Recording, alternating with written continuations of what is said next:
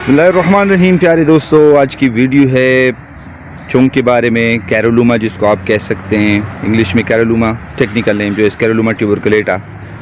Normally Urdu में हम चुंग या चुंगा कहते हैं, पश्तो में इसको पमनके बोलते हैं, इंग्लिश में बेटर क्रिस भी बोलते हैं। तो ये वो सब्ज़ी है जिसको हम गैर रिवायती सब्ज़ी कहते हैं। आमतौर पर मार्केट में इस तरह आपको देखने को नहीं मिलती, पहाड़ों में दस्तियाब होती है। खैबर पख्तूनख्वा के जितनी भी पहाड़ी इलाके हैं वहाँ पर ये दस्तियाब है। उसके अलावा पंजाब कश्मीर साइड पे आप जाते हैं वहाँ पे भी ये पाई जाती है। बलूचिस्तान, तकरीबन पूरे बलूचिस्तान में ये पाई जाती है, जितने भी पहाड़ी इलाके हैं बलूचिस्तान के।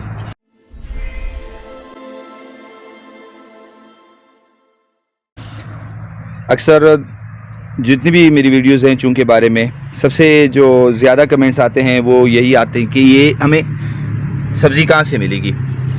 एक वीडियो इसमें मैंने की भी थी कि आपको चुंग जो आप अगर उगाएंगे तो आपको ये सब्ज़ी कहाँ से मिलेगी।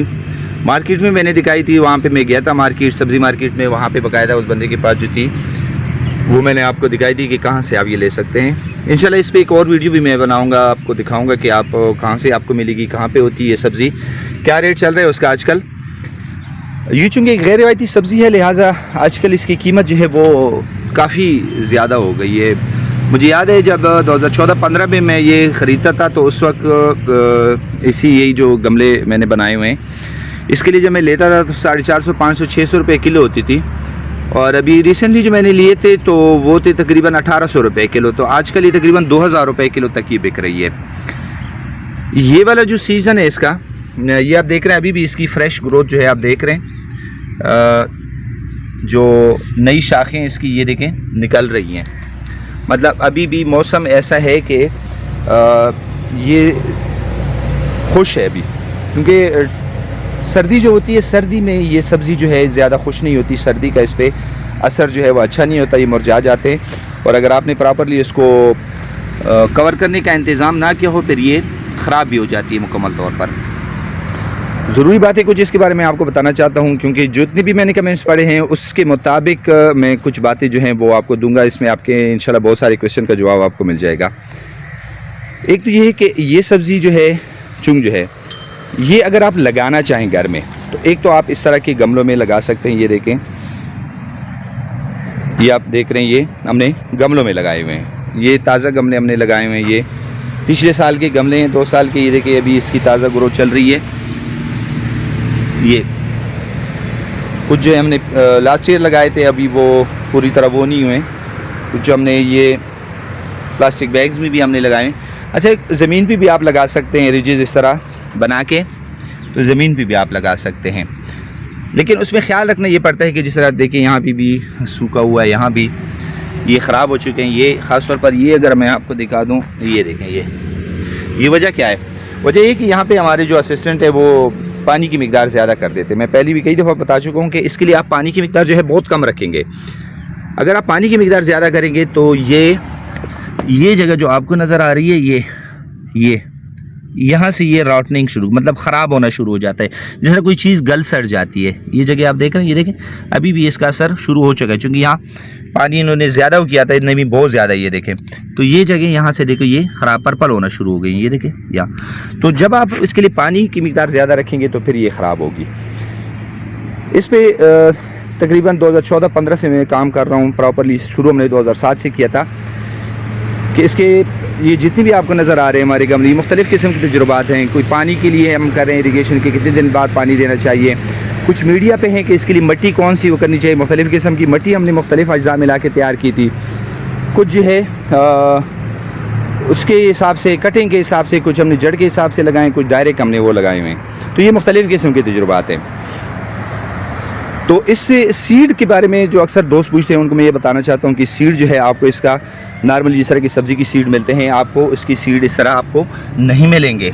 ये अभी तकरीबन जो मार्च और अप्रैल से फिर ये फ्लावरिंग शुरू कर देते हैं, और उसके बाद पॉट्स जो हैं पलियाँ करते हैं, पली में फिर ये इसके सीड होते हैं, और वो सीड जो है आप हासिल कर सकते हैं। लेकिन इस तरह आपको आम सब्ज़ी की तरह इसके बीज जो हैं वो मार्केट में आपको नहीं मिलेंगे।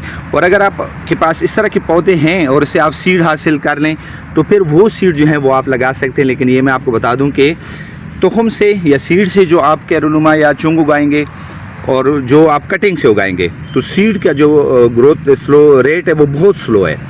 वो काफ़ी टाइम लेता है। इससे बेहतर है कि आप मार्केट से आपको ताज़ा सब्ज़ी अगर ये मिलती है तो वो लेके आप वो गुच्छों की सूरत में आप लगाएं। सिंगल स्टिक में अगर आपको यहाँ पे मैं आपको इसका सबूत आपको दिखा दूँ, ये हमने सिंगल स्टिक लगाए हुए हैं, ये आप देख रहे हैं, ये सिंगल स्टिक है, ठीक है। ये एक हमारा एक्सपेरिमेंट था सिंगल स्टिक पे कि वो जल्दी गमला जो है वो भर देता है, या जो हम मुख्तलिफ़ किस्म के गुच्छे जो हम लगा लेते हैं, और उसके मुकाबले में ये हमने गुच्छे लगाए थे, ये आप देख रहे हैं, ठीक है। तो गुच्छे जब आप लगा लेते हैं तो वो जल्दी कवर कर लेता है आपके गमले को बनिस्बत सिंगल स्टिक के। तो कोशिश करें कि आप हमेशा जो है उसको गुच्छा लगाया करें, क्योंकि आप जब भी उसको ख़रीदेंगे आप देख लेंगे ये गुच्छों की सूरत में मिलते हैं। 5-6 स्टिक जो हैं वो एक गुच्छा होता है, इसी तरह 5-6 स्टिक दूसरा गुच्छा होता है। तो आप वो गुच्छे जो है आप वो लगा सकते हैं। और लगाना कब है?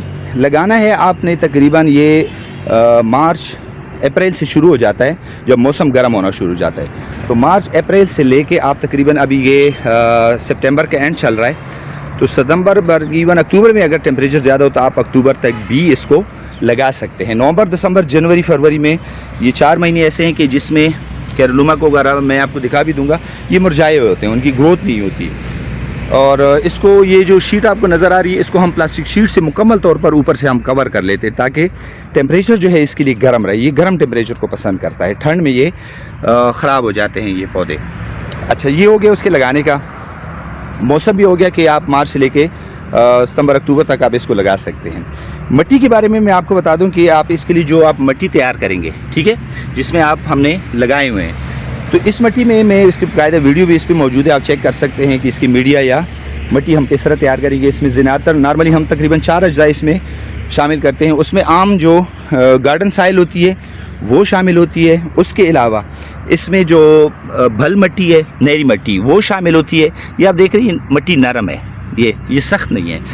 अच्छा, उसके अलावा इसमें ढेरानी का जो है, गाय भैंस का गोबर जो है, पुराना 6 महीने पुराना गोबर, वो इसमें शामिल होता है, और रेत शामिल होती है। तो ये बराबर मिकदार में ये 4 अज्जा जो है हम मिक्स करके तो इसके लिए जो है हम मिट्टी तैयार करते हैं। और उस मिट्टी में इसकी जो ग्रोथ है वो बेहतरीन होती है, क्योंकि अगर आप आम साइल इस्तेमाल करेंगे, आम गार्डन साइल होती है या मिट्टी होती है, वो सख्त हो जाती है और इसके जो जड़ें हैं वो फिर नहीं निकलती।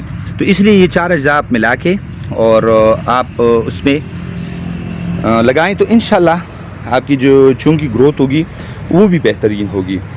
तो ये मिट्टी को क्या। अच्छा, पानी के बारे में आपको मैं बता दूं कि आप इसको पानी कितना देंगे। पानी कोशिश करें कि कम से कम इसको पानी दें। जब भी आप देखें कि गमले की ये जो सतह है ना, ये देखें, ये आपको नज़र आ रही है, ये बिल्कुल खुश्क हो गई है। ऐसे आप उंगली से चेक कर लें उसको, आप इसको चेक करें, जब इसकी ये सतह खुश्क हो जाए, ये आप देख रहे हैं, ये नीचे तक ये बिल्कुल खुश्क है ये। तो फिर इसके बाद अगर ये वाला गमला है तो इसको आधा गिलास पानी। इस तरह का बड़ा गमला है आपके पास अगर, तो इसको 1 गिलास पानी। गर्मियों में आपने तकरीबन हफ्ते में 1 दफ़ा आपने उसको पानी देना है, और सर्दियों में तकरीबन 15-20 दिन के बाद आपने इसको पानी देना है। जितना पानी आप, अगर ज़्यादा हो गया आपसे पानी की मिकदार, पानी आपने ज़्यादा दे दिया, पानी इसके लिए खड़ा हो गया, तो फिर जो है आपकी जो कैरलुमा या चुंग है वो ख़राब हो जाएंगी, उनकी रॉटनिंग हो जाएगी, नीचे से गल सट जाएंगे और पौधे जो है आपके ख़त्म हो जाएंगे। कुछ ज़रूरी बातें मैंने आपको बता दी। इसके बावजूद भी अगर कोई भी क्वेश्चन आपके जहन में है तो आप कमेंट सेक्शन में इंशाल्लाह पूछिए, आपको इंशाल्लाह आपको जवाब मिलेगा।